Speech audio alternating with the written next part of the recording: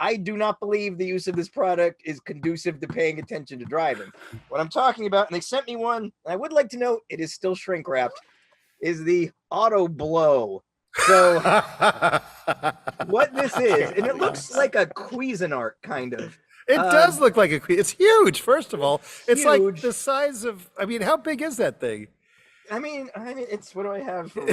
Yeah. Look, I have a copy of the paperback edition of Robot Take the Wheel. This is The a good greatest size book reference. ever printed. Look at that. I guess people could buy this if they wanted to know how big the automatic blowjob machine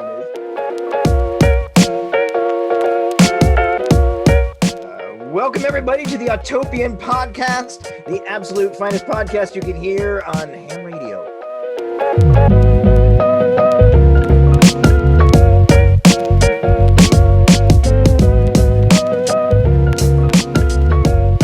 All right, welcome to the Autopian Podcast. David Tracy here in Detroit. We got Bo in LA and Torch in North Carolina. We're going to be talking about Los Angeles for those who are listening at home. I think they were confused when I said LA. Could have been Louisiana. That's true. Yeah, Los Alamitos could be. Yes, exactly. Yeah. You know what? That's my fault. I gotta. London's take that. attachment. I don't know. Mm-hmm. It's getting All bad right. now. We got to talk. We promised to be entertaining today. Is that what we're saying? Today, not like the other ones. Today's going to be good. If you've watched our other ones and you were like, I don't know about these guys, we promise it's going to be the better. Yeah, this one. This is the one. This is the one. It's going to be. I feel today's going to be really good too. I'm excited. I'm very excited. I agree. We're talking about hot dog sizzlers, in car hot dog sizzlers. I love accessories, and this is it's going to be good. It's so good, David. Let's get straight to it. I'm going to share my screen. Okay. And we're going to discuss in-car hot dog sizzlers. This is a story, by the way, that so many people have read. It makes absolutely no sense. Do you understand? Most automotive publications, if you were to pitch this, Torch, they would tell you. Let's explain. They would say, what listening. resources do you need to make this happen, is what they would say. Absolutely. Now, what are we looking at here? That's what I want to know. Can you describe this, Jason? I would love to. So what we have here is a man in like a mid-50s car. He's got his glove box door open, and sitting in the glove box is a large cylinder. And we can assume later on we'll understand this cylinder is likely searing hot. And there's a cable that's going from the back of the cylinder to his 12-volt cigarette lighter outlet. And he's pulling out like a tray and removing a hot dog. And then next to him, on the seat next to him, is like a bunch of napkins and plates and multiple hot dogs and multiple buns. This man is driving and making hot dogs, sizzling hot dogs, using Mickey's hot dog sizzler. Well, what do you want him to do? Drive and boil hot dogs? I mean, that would be dangerous. You can't. And what you are right. This is actually quite logical if you compare it to boiled hot dogs in a car. Yeah, it is. Boiled hot dog solutions are a scalding menace. You never want to do it. You're not going to drive without sizzling hot dogs. What are we, animals? You're not going to do that. Why would you do that? So, but I love that it's got a little handle on top, so when it's like red hot, you can still sizzle your hot dog. I mean, keep in mind what this thing is. It's basically like a resistance heater inside a metal tube. The reason there's that plastic handle is because you can't touch that thing. Yes, and it's literally named Mickey's Hot Dog Sizzler. Hot Dog Sizzler. Sizzler is better than Cooker because it's a sizzler. And why aren't these more popular not in cars too? Because I want to sizzle a hot dog, but I don't necessarily want to go out to my car to do it. No, they had a home version of this one. Okay. Actually. This one had a home or a car version. And there were multiple ones of these. So in this one, like, David, would you mind scrolling up? Oh, you can. Yeah, this is good. There was also the Carbecue, was a competing model that was a double-barreled one. And if you look on the picture, it had a place for you to warm your buns while you were cooking your hot dogs. Look at that. It's incredible. I've got to go with the Carbecue. The Carbecue, I think, is a better design. Warm buns the shotgun quality of the Sizzler is good, but the Carbecue feels better. Although, you saw the hot dog sizzler had a removable tray. This one, it looks like you're just using your fingers to grab the tip or the glands. Yeah, but you got one for a friend. Yeah, you have one for a friend. Or also, describe how this looks, Torch. Okay, so it's true, because for people who aren't seeing this, imagine so the regular hot dog sizzler, picture a tube with a removable tray and hot dogs. The Carbecue, picture a small It's an oblong with like a curved top, and there's two side-by-side barrels inside it, two tubes inside it. The exterior surface is perforated, and the picture on the package shows two hot dogs slid into the two chambers and two buns open to 90 degrees and kind of going over the corners of the perforated area so they can get toasted. Which is a very efficient use of the space there too, which I'm sure you appreciate. Absolutely. And it's probably a little bit of a safety thing because when there's buns on there, you're not going to lean your hands on it. Yeah. So, by the way, can you find these for real? Could you actually purchase? I mean, today in this day and age, because I would love to put one of these in a car. I want to galvanize.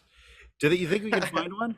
I saw a couple on eBay. They don't come up often. But you know what's weird? Couple. These might seem like crazy ideas, but if you realize how common like a drive-in movie theater was, like this is great. It's like you go to a drive-in theater, bring your own hot dogs, chuck them in the barrel. You got food. It's great. And look, I'm gonna be honest, that would be frowned upon because please don't bring your own food into the theater. Well, you're right about that. It's just like sneaking people in the trunk. You're just gonna exactly. But I actually learned the word. I did that. You know the word? Have you ever heard the word velleity? You know that word? It's a great word. It's a word that means a desire that's just too slight to be acted upon, but is always there. So I always think I have like a velleity for a hot dog. There's never a moment where I don't kind of want a hot dog. I may not act on it, but I would always take a hot dog. So if I had the option in my car, but then again, you also have it, you'd have to have it stocked. Like if you had, you'd have to have a cooler in your car or something, like to really live the hot dog refrigeration life. Unit. Something, because you'd want to just have them on a whim. Well, we got to think this out for the next car we do because we're going to make this happen. I think it'll be if you do a galvanized car, you got to integrate it into the dash, though. I can't wait. We are going to make a video of us testing out if we find one of these. One of these in-car hot dog sizzlers. We're doing it. We should just find like all of the worst accessories ever created, like the least thought out, like the rear window baby hammock.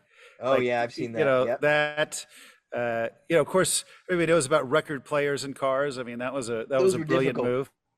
Yeah, there's just got to be some maybe we get some help from the audience at home. Like, what are the worst accessories ever seen? The dog holder? There was I've seen ads for this. It was for cars in the running board era. They had it was like a swing where you put your dog in the outside of the car, like held in on the swing, with his feet on the running board, and that's how your dog traveled.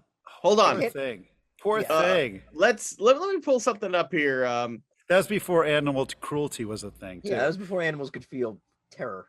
The baby hammock. Is this real? A baby hammock? Yes. And you'd put it in the rear window and just pray your baby lived. Oh my God. Yeah, it's pretty amazing. I mean, it's very amazing.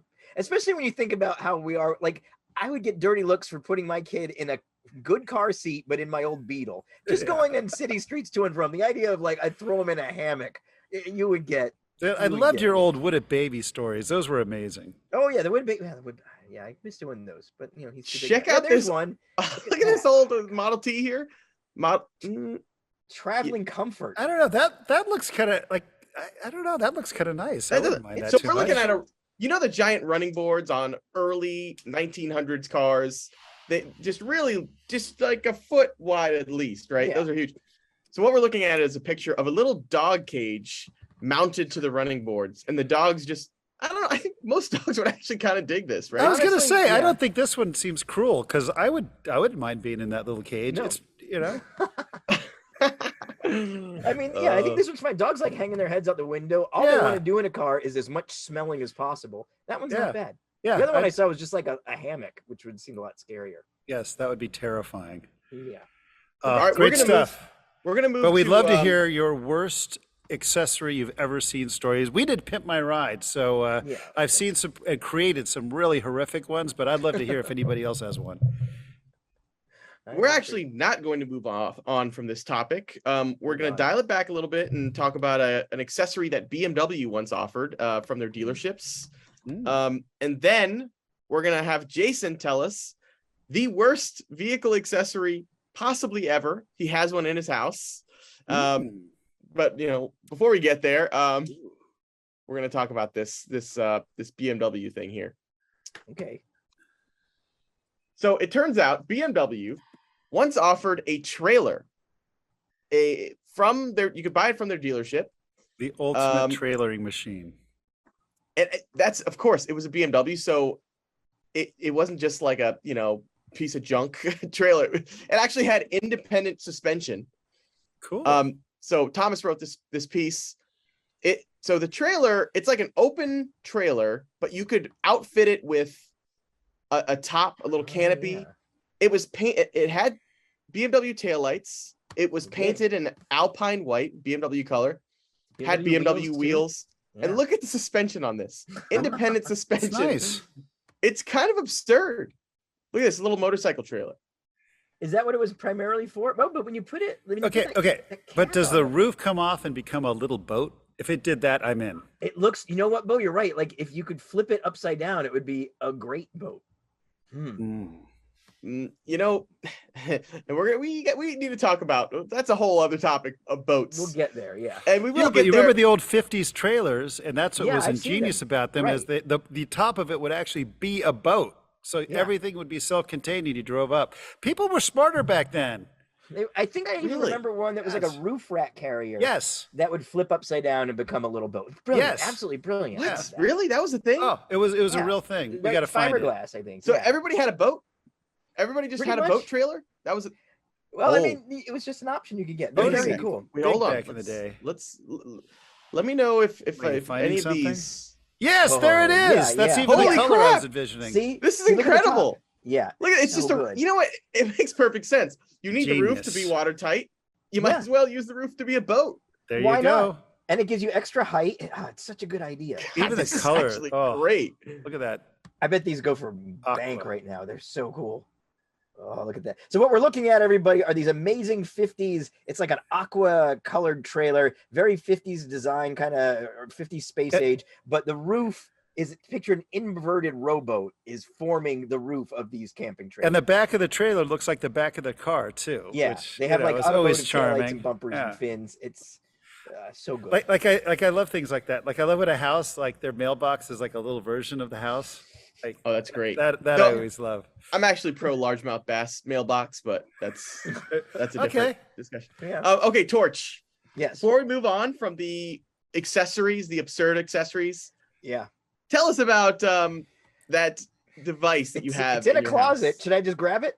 I can grab it right now. Can you just grab it? It's worth it. Yeah. We want to see it. It's so far out there. Oh, I was waiting for him to still have his headphones on and like jerk it all out of the system. Yeah, I totally thought he was going to do the laptop falls. Yeah. Oh, good. We could talk about Torch while he's not here now. Any good juice? Any dirt for today? Are you going to spill any tea today, by the way? We're going to spill a little bit of tea at the end here. All right. You made a pretty... Okay. Hey, we're saying great things about you, Torch. How you doing? I know. All right, so I wrote an article.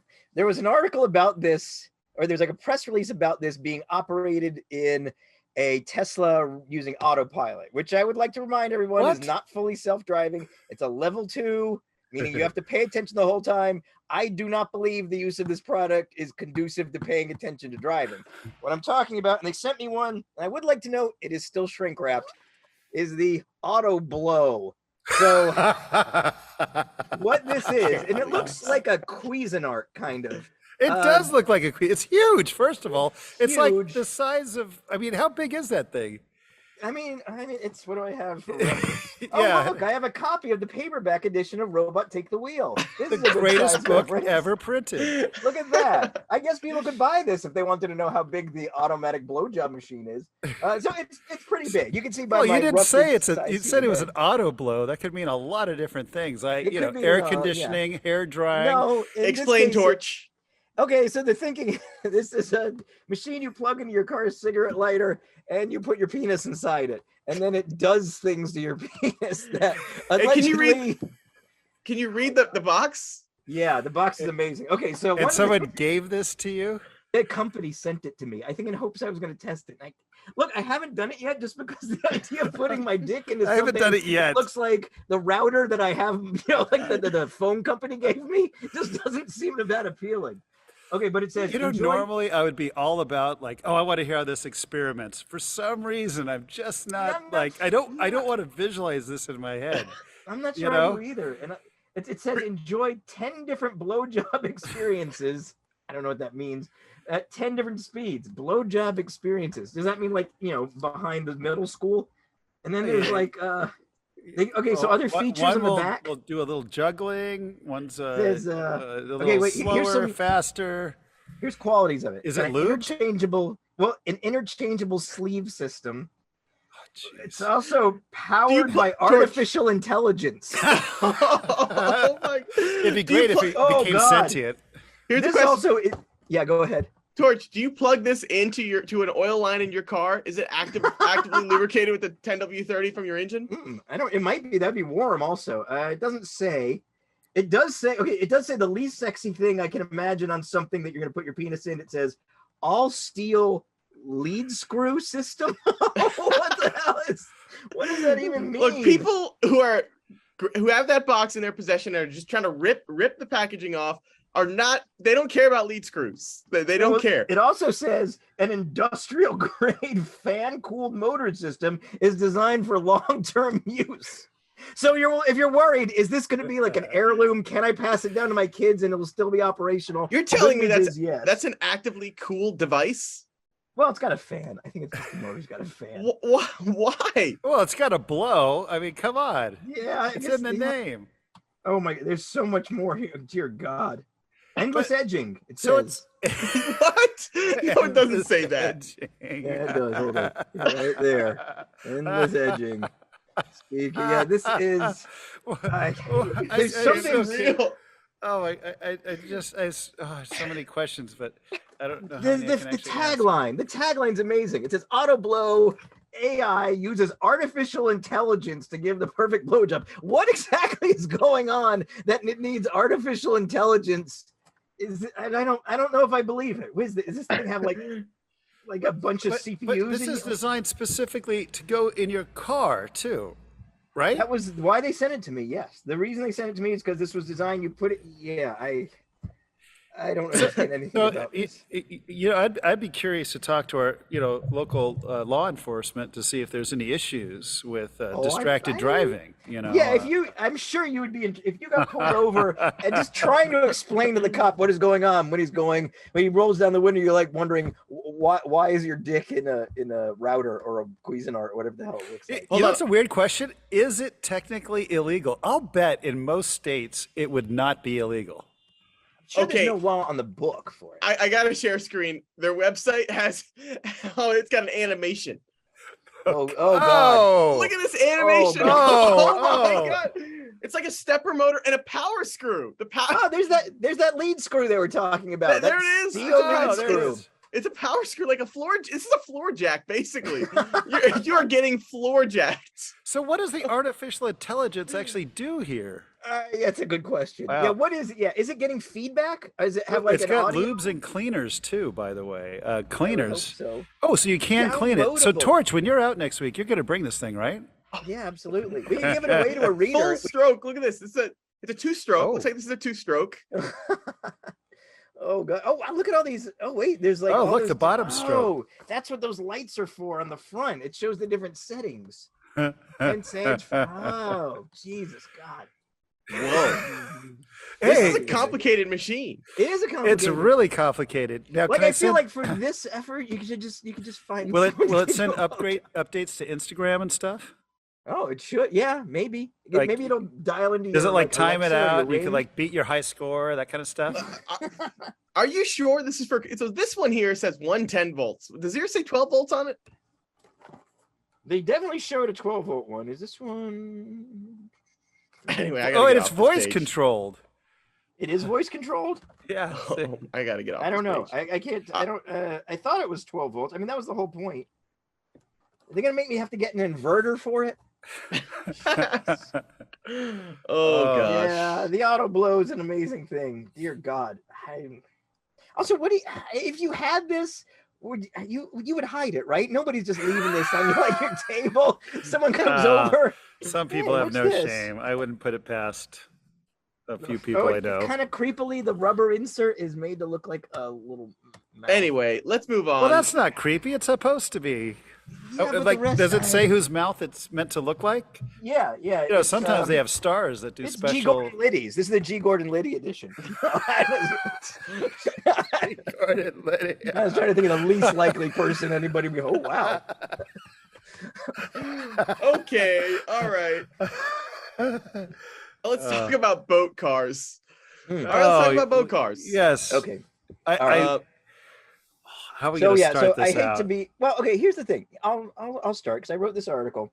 I have a lot of automotive opinions that a lot of people don't agree with, and I think the one that seems to be the least that people agree with me is that I think you could make a very viable, successful amphibious vehicle, because I think there's the word I was looking for. Successful. Yes. successful. No, anyway. Let me explain, because I've seen, okay, so I live in an area now where there is easy access to lakes, and there's a bunch of people with boats. I have a canoe, for example, that I put on top of my car, but there's plenty of people that have boats on trailers, and the one thing you know is you see a lot of boats on trailers sitting in yards, taking up space, getting moldy, getting expensive. The boats are a pain in the ass to put on the trailer, to drive with. When people back their boats into their trailers into the water, I actually knew a dude who actually had his Cherokee sink doing that. It's like the whole process is less easy than it should be. It's all kind of a pain in the ass. And Okay, we can agree with this. Okay. Most of what they do on a boat is just kind of happily dick around in the lake. Nobody's really, they just want to be on the water and relaxing. My point is, it doesn't have to be that good a boat. It has to be a good enough car and just enough of a boat that it doesn't sink and it just toodles around. And I think people would love it. If you had something you could drive to work, didn't take up extra room in your garage or your yard, you didn't have to be treated as a separate vehicle, you didn't have to deal with the trailer, you didn't have to go through the process of loading and unloading. You literally say, hey kids, let's go to the lake. Kids get in the car, you drive to the lake, drive in the lake, putter around, come home. It's so much less of a hassle, and I think there is a market demand that would appreciate it. That's what I'm saying, Bo. That was a great pitch. Thank you. I gotta say, no. Why? Why not? What's the problem, Bo? So here's the thing: you and I would say, almost universally agree on just ridiculous, dumb ideas. Sure. This is the first one. I think I'm really just varying from the whole thought process, and I'll okay, for numerous reasons. But let's go. Okay, now your Maverick example is here. So you want to walk through it a little bit? Yeah, let me walk through this. Okay, because I was thinking, what modern car would be an ideal one to adapt into an amphibious vehicle? I was thinking the Maverick is good because it starts off cheap. You can get a base one for like 20 grand. I think a truck setup is good because you would drive and steer the boat from the bed and the outside. The boat controls would be out there in the bed. You could go, you drive it into the water, then you climb out, go in the bed, have fun, and there'd be like no skid strips on the hood. You treat the hood like a deck. People climb in and out of the back. You dive in, dive out. You'd change the interior so it was like, water retardant stuff, no carpet, some extra shit around it, and a little, you'd take a prop off the power takeoff off the engine. It just feels like a great platform, and I bet you could adapt it, and it would cost like 55 to 65 grand if you started with the cheapest Maverick. I think it's possible, and I think you could still drive it, park it, do everything normally, and it would be still enough of a normal car that it's fine. And all it has to do on water is be just good enough. It doesn't have to be a great boat. It's got to be a decent car. I think the problem that a lot of other people is they thought it had to be a good boat, or it had to be it's a compromise. So you're on the side of car. Yeah, well, just make it good enough. So here's the thing. Yeah, you're right. It has to be a compromise, and I think I just generally don't believe in compromised, vehicles. Period. And the Amphicar is it's so charming and fun because it's just ridiculous, and you're just driving in the water. There's nothing to it. But I guess for me why do you go to a lake? See, I don't think it's just like tooling around, just being on the water. I think it's to enjoy nature, enjoy the scenery. If you want to go fishing, you throw your line in. Why can't you do that? It can get stinky and fishy, and you don't have to worry about it because it's a boat. That's what it's supposed to be. But to me, the compromises that's what kills it. Now, the idea that you were looking at from who was that in Japan? That was Isuzu. It was a Isuzu concept car. So that Isuzu, for those of you who couldn't see, it actually looked like a boat with four smallish wheels. And so So I think if you did it, I would call the opposite tact. I would say you would make it a boat that could be driven to the water. And I think that actually, okay, but like, then and you'd can you have to drive it to work? negotiate. Well, Could you commute in it? well, and here's the thing. So I'm thinking, I don't think people would want to necessarily drive that to work, and it wouldn't be a very good car. I think, okay, you have to think about crash tests and things that we don't want to actually think about because a boat's not going to probably do very well. So you'd probably have to get some type of exception from the government, and like maybe it can only drive like 35 miles an hour, but be on regular streets. And then you don't have to worry about a trailer. You don't have to worry about all the other stuff. You could actually drive your boat and just drive into the water, and your boat's right there. So I think a boat with wheels, maybe if done right. A car with a propeller, I don't see where like you're outside and able, like in that Maverick, you can't really go in the bed of it and sit down and kind of enjoy it. It's going to be pretty tight. Okay, F-150, got a little bit more room back there, but how do you get back inside? So you're like, you're all window. Outside? No, you climb in the window. You could put little ledges. Have you seen the Corvair truck that was made into a boat? The Amphibian. Have you ever seen that? They have one at the Lane Museum. The Amphibian. Okay, so you remember the Corvair pickup trucks, right? So a couple of GM engineers took a Corvair pickup truck and made it into an amphibious vehicle where you do all your steering and stuff from the bed. And I think they just had it so you just climb out the window and you climb out. You're boating. You're going to get in the water. You're going to have fun. So, and it's very cool. And I think I'm the opposite, though. I think it needs to be car first, boat just good enough. That's what I said. Very rare we disagree. Like, what if you want to go for a swim? If you want to go fishing, that's what I'm thinking of. There it is. There's the Amphibious. Yeah, see I have not seen that before. Okay, well that look how much room you have in the bed. Look at all that room. Look how cool this is. Like this would why is this such a what's the problem with this? And I think you could use this, you could go to work in that.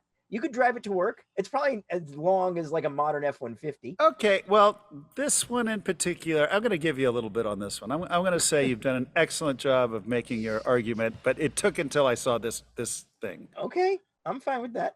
Also, have you ever driven a car into the water, an amphibious car? Have you ever done that? That's a personal dream of mine. I've never driven an Amphicar. Okay, I've been lucky enough that the Lane has loaned me their Amphicar, and another one that they have. I want to say the moment where you just drive into the water is one of the best motoring experiences anyone can have. That's what I want to say. It's a fantastic. It just feels amazing. You just, especially when there's people cumbersomely unloading their boats around you, which is where we were. People working at it. Everybody, no one's really happy, and then you just come tootling in. You don't give a brace of BMs, but you just go right into the water. You just go, and it's the transition from land to where you just start to kind of glide. It just feels so good, and then I'm not kidding. It's one of the best motoring experiences. Wasn't it like one of the presidents used to do that as a gag? He'd like pretend that the car was out of control and drive it into the lake and like laugh because everyone freaked. Was it Eisenhower? Somebody like that, yeah. I think it was Eisenhower had an Amphicar. Like I've also heard and would pretend like he lost control, like just was driving into the lake and freak everybody out. Ha ha ha! The driver. You could belly flop him. Like I know the most built amphibious vehicle was in World War II, the VW based Schwimmwagen. It was like a VW. It was like a version of the Kubelwagen. It was like a little boat. They built a lot of them, and I've seen video where people would take these things off a dock and just belly flop it right into the water, and that just looks like a pretty good time. Also, I think Here's the thing. All right, I'm relying on you. I've got an open mind now. Okay, you've opened my mind. Okay, what I'm relying on is galloping. Like, if you wanted a gas project, taking a Maverick, making it amphibious, I feel like it would fit with the Galpin history of making fun customs, like the Mustangs with the rumble seat, and to feel like that. I feel like if you could go to Galpin and one of the boxes you could check for your new Maverick was make it amphibious, 20 grand or whatever. I bet there'd be takers. I'm just saying, I think there would be takers. All right, we'll look into it. Looks like it was Lyndon Johnson. There it is. Yeah. Johnson, there he is. Yeah, look Played at that. a terrifying prank with his Amphicar. Yeah, that's pretty dang great. Amphicar are adorable. They really are. I love them. And they're going definitely car first, but I think they had. They had maybe a little too many compromises. The doors were a little, but it works though. I mean, that's the thing is, it did work. You can go in the water and the land, and they're worth money now. Well, I would be worried about liability with the whole Amphicar thing, people sinking and drowning. And I have to say, one of my personal fears is being in a car when the car's in water and not being able to get out. Like that is a personal nightmare of mine. So I don't know. These are all mostly open topped. Maybe that's part of the reason there. We're gonna have to do like a fear factor episode of Autopian where we all explore our deepest fears. We throw you in a lake. Mine was that box we were showing earlier. Yeah. You still need to I don't want to that. see you use that. Whatever. If I unwrap it, then I lose any plausible deniability. That's true. You could have reboxed it. Yeah, exactly. Okay. Anyway, so we were just gonna talking get about, here like you could have at least cleaned it for us, Torch. You know. Yeah, no. So we were just talking about turning the Maverick into an amphibious car. This week, a new Maverick showed its face. The Tremor. Bo, I don't know if you have any thoughts on that. Oh my gosh, it's killer, and I think incredible value for what you're getting too, as Matt pointed out. But yeah, we're getting our first cool new edition of Maverick. What do you guys think? That's what I want to know. David, did you obviously you know I'm gonna love it. Did you go to the Tremor drive? Well, I'm actually gonna get to see the Maverick Tremor in the flesh on Monday. Oh, gotcha. Okay, and I'm pumped because the Maverick, everybody loves the Maverick because it's a genuine automotive value. Like you can't say that about a lot of cars. It's like an actual great value vehicle. Ford did it right. Yeah, they did. And so this is it's sort of an off-roadish version, and it's not like they're asking another 15 grand for it. It's like a reasonably priced. Now, the one thing How much is the package, David? Do you remember? It was like, so you have to get the turbo engine. Okay. And then on top of that, I think it's another like there's $3,000. Yeah, that's not that bad. Now, I do wish you could get it with the hybrid because I think the hybrid is like that's the sweet spot. Just because of the fuel economy is so good for what this is, and it drives so good too. Yeah. Oh. That is, the base model. This is one of those cars where the base model is the most exciting one. Yeah, but how is it that the base model is the hybrid? I still think that was a brilliant move on their part. Yeah. Well, yeah, and it helps them with their fuel economy credits and all that. Their volume vehicle is the one that gets such good fuel economy. Yeah. I will note that a lot of automakers are coming out with off-road versions of soft road, SUV crossover and whatnot. And a lot of it's just looks. And here, of course, plenty of it's just looks. But actually, if you look at like the angles, the approach angle on this thing is like 30 degrees, which is pretty good. And then the breakover and departure angle are actually not bad for a truck. And then there's also skid plates underneath. Like I think this thing will be pretty decent off road. Actually, I appreciate the fact that you put in all the all your number calculations and everything. It's like you wrote your own story within a story. It was great. Yeah, David did. I like this is a huge editor's note, and this is the biggest one I've ever seen. It's good though. It really is.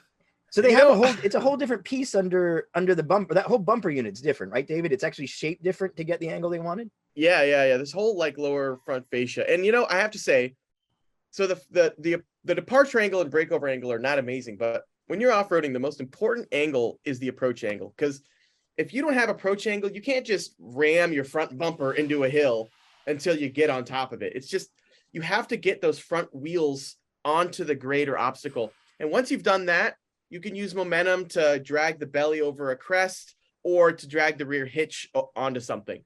So the fact that it's almost 31 degrees on this is great. Looks like it's got aggressive enough tires. It's got protection underneath. This thing will be a lot of fun, I think. Yeah. And I mean, for the money, I don't know what else could you get that was, close for this kind of money. It's like not a whole hell of a lot, I wouldn't think.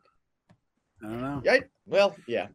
Anyway, it's cool. I do wish it were on the base model so that I could get a hybrid Tremor for like 23 grand. Could you imagine that? 23, 24 grand, and you get like great fuel economy. You can go off-road a bit. Anyway. That would be great. Maybe you could do a swap. I'll see who I can talk to. Yeah, exactly. All right.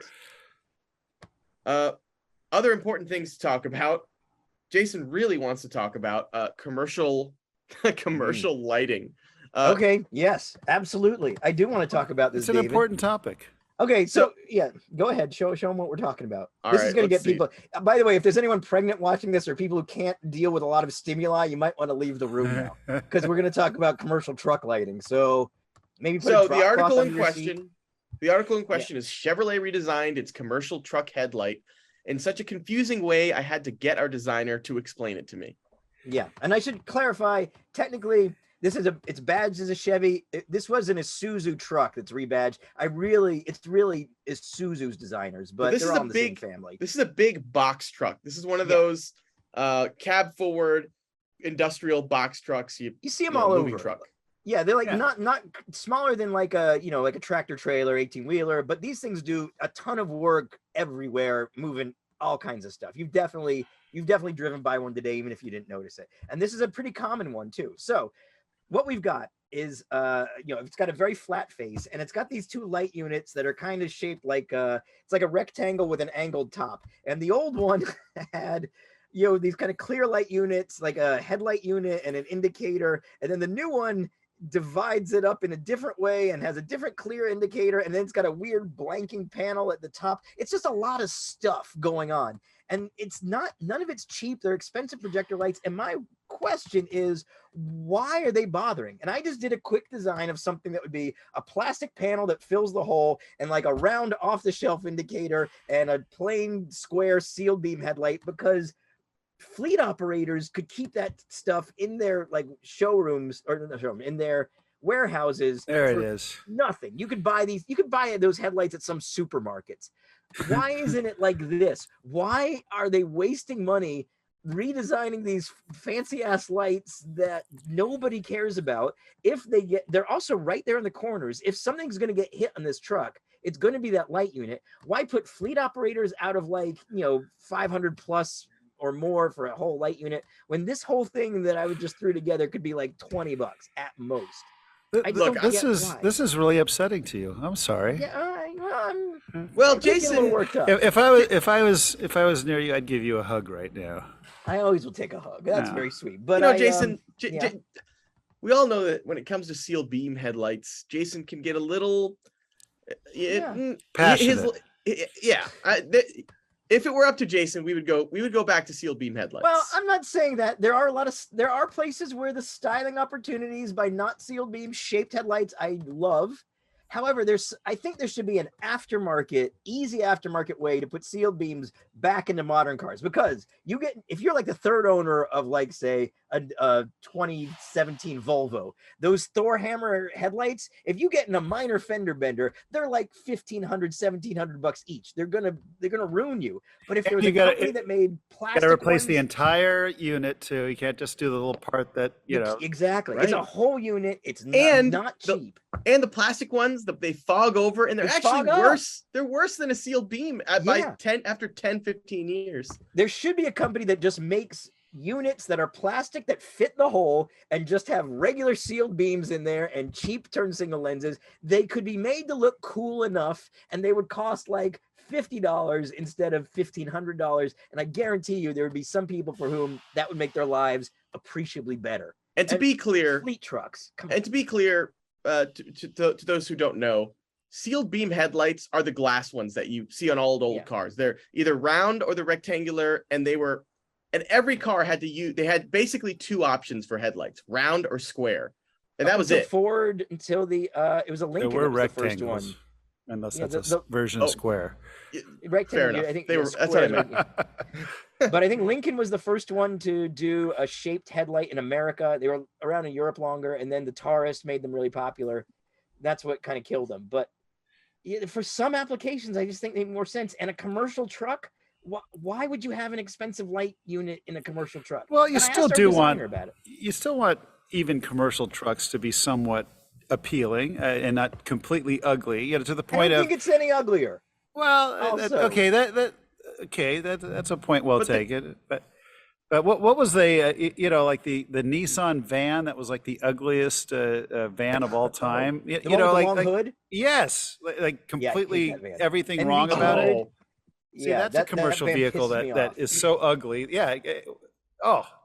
This one pisses me off from a packaging standpoint. It's so bad. It bothers me because a van shouldn't have a hood that long. It just pisses No. me off because that's volume of length is your money, and if you're wasting it all on hood, no one else does it. And Econoline does it. The Ram vans don't do it. Nobody does it. It pisses me off. All right, we got to. All right, cool it, Yes, Torch. this is a very emotional time for Torch right now. It is really. Can we have something less upsetting for this segment, perhaps? You know what? Actually, we have good news. Very good news. We actually. love good news. Yeah. Turns out that recently, there's been some coverage of a rocket in China, and some of that coverage included using the Volkswagen Beetle as a unit of measurement, and this made Torch very happy enough to pen the article titled "Coverage of the Chinese Rocket That's Crashing Back to Earth Gives Me Hope That the VW Beetle is Still a Universal Unit of Measurement." I like how I really honed in on what the important part of this news story was. It's not the rocket. It's not the rocket crashing to Earth uncontrolled. It's the fact that in one article, somebody used the Beetle as a unit of measurement, which I was excited to see because I feel like this was a standard, and I was afraid maybe it was fading out of the public consciousness. But the fact it showed up again gave me hope. Like, no, it's even. But it really Beetles are does not make common sense. Yeah. Because everybody knows the size and shape. To your point, they didn't change for all those years. Not from 1938 to 2003, it was the same size. And they made 21 million of them. So everybody around the world has encountered one at some point, and you get an idea of the size. And it's a good, like, spherical kind of, you understand the volume that's in there. I mean, I completely agree. It is true. Like a Model T, they made a lot of those too, but it's not, they came in different shapes, and whereas the Beetle is just the same shape. Consistent. More or less. And it's the kind of size where, a friend of mine a few years back wrote an article. Picture, by the way. Look at this. Look at that. They are all the same. Is that the poster in your bathroom? I wish it was. I mean, I can look at them and see the difference, and I can tell you just at a glance. 1974, they used a Super Beetle just by looking at it real quick. Yeah, but rounded. Yeah, it's a little wider, but other than that, it's very clear. This is why this thing is a unit of measurement. And if you look at you can find so many references to it for things like whale hearts and the rovers on Mars, and sometimes they use it as a unit of weight, or the interior size was compared to like how much room was in a Gemini capsule. Like, it's been used so often. And why I was excited about this article is I felt like there was a gap where I hadn't seen it used as much, and then boom, article about something happening right today, someone threw it back in. So I'm thinking maybe it's going to stick. I love how in the article David made you cite more examples, like homework.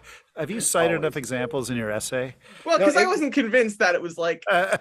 It turns out that is a very prevalent, or was a very prevalent unit of measurement. The size of a Volkswagen Bug. That was just a thing. Yeah. So a bus and a bug. Those are two article. Automotive units of measurement, I think. Yep. Right. The bus and the bug. Yeah. Is it big? It's the size of the bus. Is it small? It's a bug. Yep. Yeah. We all agree. Okay. We should make it official. Call your local congressman. Yeah, that's right. Exactly. Yeah, the National Bureau of Standards to one. We're not going to the metric system. We're going to the We're Beetle Americans. system. We don't believe in that shit. All right. Well, we didn't spill the tea like we promised, but that just means next episode there's going to be a lot more tea between Torch and me. Tea everywhere. You're going to see how the sausage is made at the Autopian, and it's not always pretty. So, thanks again. Thank you all. All. It's been fun. Thanks for listening, everybody. Thank you for listening to the Autopian Podcast and our discussion about hot dogs. Next episode, we're talking with Leonard from Darts about whale penises.